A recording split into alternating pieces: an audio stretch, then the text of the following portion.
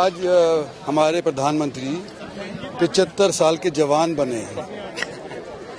एक समय था, भारत जब आज़ाद हुआ था उस टाइम आम जन की आयु 35 साल औसतन थी। 35 साल के करीब लोग मर जाया करते थे, चाहे नर हो चाहे नारी हो। आज 75 साल के भी लोग अपने आप को जवान मानते हैं और उसका जीता जागता उदाहरण हमारे प्रधानमंत्री हैं। ये जो डेवलपमेंट हुई है पिछले 50-60 साल के अंदर मेडिकल फील्ड के अंदर, वो हमारे देशवासियों को स्वस्थ भी बना रहा है और उनकी आयु भी ज़्यादा लंबी कर रहा है।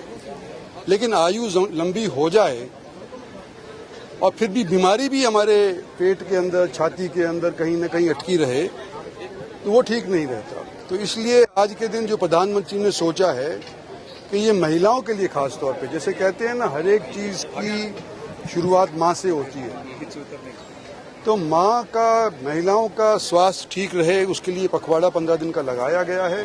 और हम उम्मीद करते हैं कि आने वाले समय के अंदर अगर महिलाओं की सेहत ठीक रहेगी तो उनके बच्चों की भी सेहत ठीक रहेगी और आने वाले समय के अंदर हरियाणा की महिलाएं नाम हमारा रोशन करें।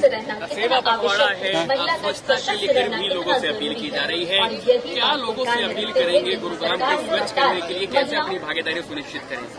देखो, महिलाओं को तो बुलाया ही गया है सभी को, लेकिन मैंने अपनी तरफ से लोगों को यही बताया कि हरियाणा के लोग हालांकि अपने आप को स्वस्थ मानते हैं, लेकिन फिर भी अनीमिक काफ़ी तादाद के अंदर लोग हैं। और अनीमिक का कारण यही है ज़्यादातर कि भी लोगों को आयरन की प्राप्त मात्रा के अंदर उसका सेवन नहीं होता है। तो आयरन का दुश्मन है दूध और दही। तो जहाँ दूध और दही खाते हो, जैसे हरियाणा में होता है, वहाँ पर आयरन अब्जॉर्ब नहीं हो पाता है। तो इस वजह से मैंने सुझाव दिया है, डॉक्टरों के मार्फत इसकी पुष्टि भी की गई है रिसर्च के उपरांत, कि भाई जब दही दूध खाया करो तो हरी सब्जी उसके 2 घंटे बाद खाया करो या 2 घंटे पहले खाया करो। तो इस तौर के ऊपर जो हमने आज के दिन लोगों को ज्ञान बांटा है डॉक्टरों की तरफ से और अपनी तरफ से जितनी जानकारी थी वो मैंने दी है। दूसरा, मैंने ये भी बताया है कि मैं एथलीट हुआ करता था एक ज़माने के अंदर, तो ब्लड डोनेशन कैंप लग रहे हैं। आज 2 ब्लड डोनेशन कैंप के अंदर और मैं जा रहा हूँ, एक और प्रियदर्शनी है उसके अंदर भी मैं जा रहा हूँ। तो जो इंटरनेशनली जाकर के मैंने देखा है कि लोग प्रतियोगिता से 2 दिन पहले ब्लड डोनेट किया करते थे। तो हमने पूछा कि भाई ये क्या चक्कर है कि ये ब्लड डोनेट क्यों कर रहे हैं? ब्लड से तो कमजोरी आती है जैसे कि हम सोचा करते हैं हिंदुस्तान के अंदर।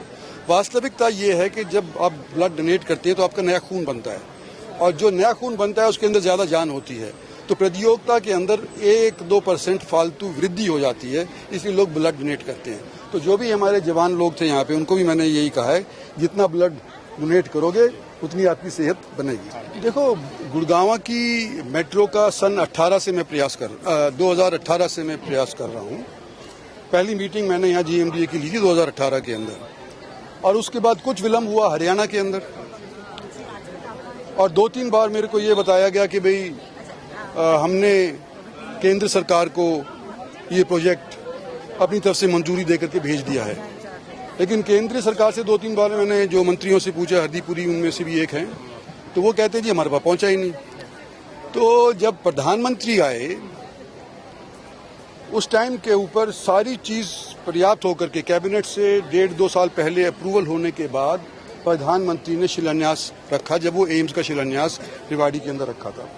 और प्रधानमंत्री की जब भी कोई योजना होती है या नींव का पत्थर रखा जाता है तो उन्होंने ये पहले ही सुनिश्चित कर लिया होता है कि इसका काम मुकम्मल हो गया है कि नहीं हो गया है। उसके बाद ही जाकर के नींव का पत्थर प्रधानमंत्री जी की तरफ से रखवाया जाता है। अब 1.5 साल पहले रख दिया गया, 1.5 साल बाद के अंदर भूमि पूजन हुआ है।